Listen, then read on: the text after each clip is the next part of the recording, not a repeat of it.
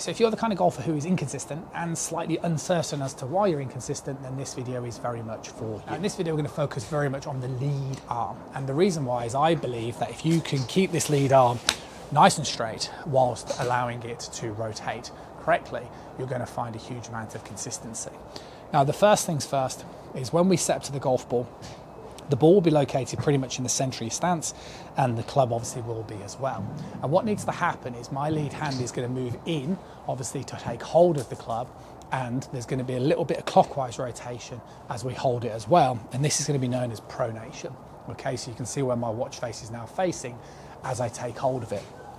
As I now sequence this takeaway, so I move my hands and arms first, followed by a bit of upper body rotation.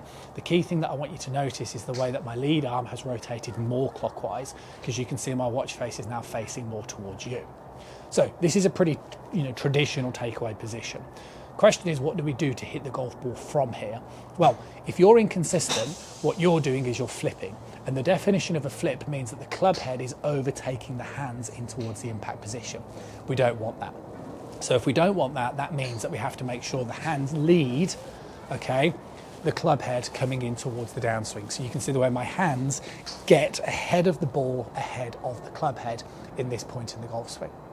Now, whilst I'm doing that, we'll notice the way that the club face is pointing a long way towards that right-hand side.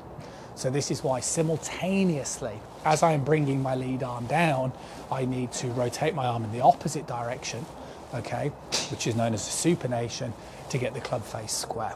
And being able to manage this movement is the key consistency in golf. So the reason why we designed the Gravity Trainer was because of this exercise in particular, and it's something I work on with all students. Now, if I sit up towards you guys, you'll notice the way that initially this is in contact with my lead hip. As I sequence that takeaway position, by the time I get back to hip high, we can now see the way that the shaft is pointing more through my toe line.